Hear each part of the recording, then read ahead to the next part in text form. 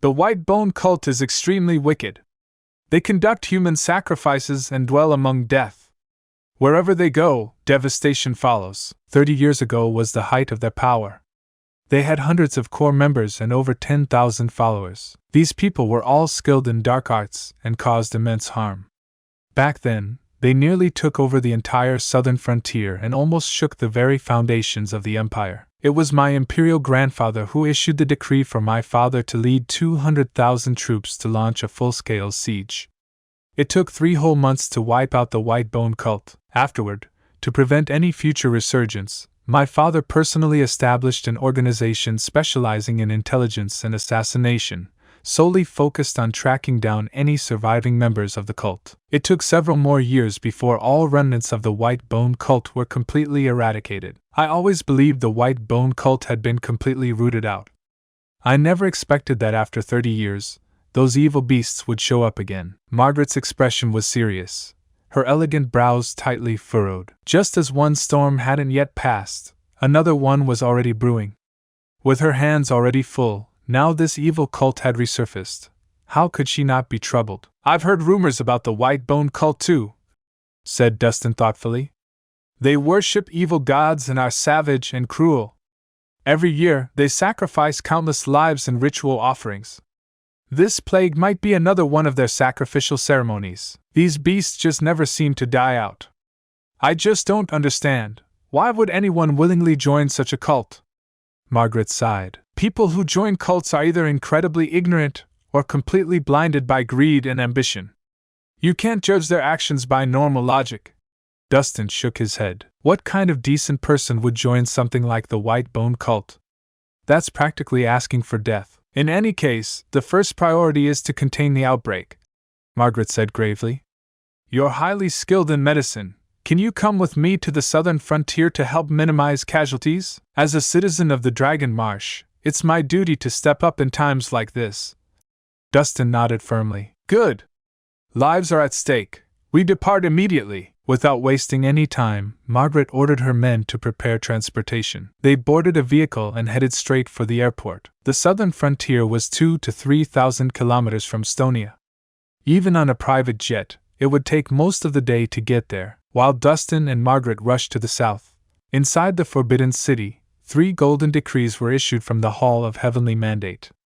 3 elite teams then departed in 3 different directions. Within an hour, the golden decrees had reached the hands of the 3 princes. Along with each decree came a secret edict. While the golden decrees were identical, the secret edicts differed in content. However, after reading them, all 3 princes immediately gathered their trusted men and set off for the southern frontier at top speed. The secret edict was simple. A plague has broken out in the southern frontier. It must be contained as quickly as possible. Each prince was assigned to a different city. Whoever managed to contain the outbreak and reduce civilian casualties would be credited with a major achievement. This was supposed to be a humanitarian mission. Normally, it would have been conveyed through the Grand Secretariat. There would have been no need for secret edicts, much less golden decrees. The heavy-handed approach made one thing clear: this was a trial. At such a sensitive time, during the selection of the new crown prince, even the slightest movement inside the Forbidden City would send shockwaves throughout the empire. This outbreak in the southern frontier was no ordinary event. The imperial court's decision to issue secret edicts and mobilize royal decrees was a sign of how seriously they were taking the matter. The 3 princes understood perfectly. Whichever of them performed best would significantly boost his standing in their father's eyes. It was no exaggeration to say that this trip to the southern frontier might be the key to becoming the future ruler. With that in mind, the 3 princes wasted no time and raced south without pause. Whoever arrived first would gain a head start. If one of them could swiftly contain the plague and minimize civilian losses, they would surely be rewarded upon returning to Stonia. This was the first step in building prestige as Crown Prince. Around 8 p.m., Dustin and Margaret landed in Puching, located in the southern frontier. Puching was a transportation hub, and also the first place where the plague had been reported. This area had to be secured first. If panic spread and people fled in all directions, it would plunge the entire southern frontier into chaos. After disembarking, they boarded a black business van. In the front passenger seat sat a woman in a black uniform. She was beautiful but radiated a sharp, valiant aura. She was Sulan, the intelligence officer Margaret had stationed in the southern frontier. Boss, the village where the outbreak occurred has already been sealed off. So far, 23 people have been infected, but the information hasn't leaked yet, Sulan reported while handing over a file. It contained detailed profiles of the infected, including family backgrounds, personal networks, recent contacts, and places they'd been. Everything was recorded with impressive precision. To gather intelligence this thoroughly in such a short time was no ordinary feat. Who was the first to get infected? Margaret asked after a quick glance at the file. A man named Lu Yang. I've assigned people to guard him closely, Sulan replied. Arrange a meeting.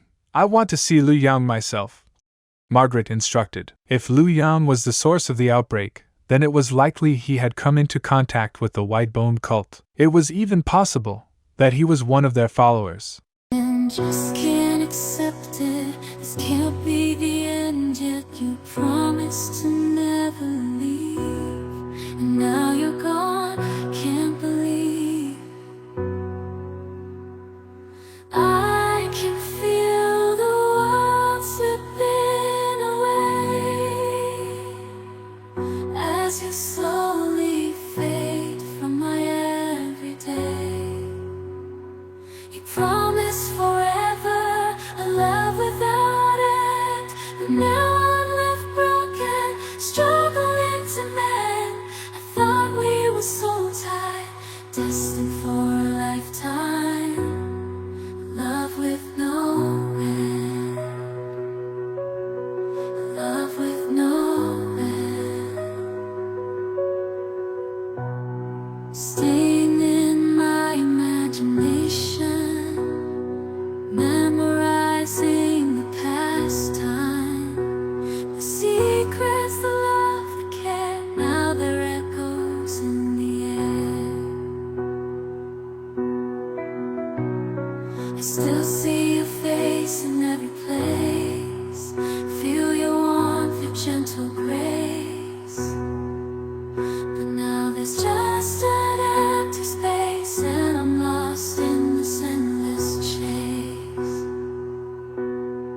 Keeping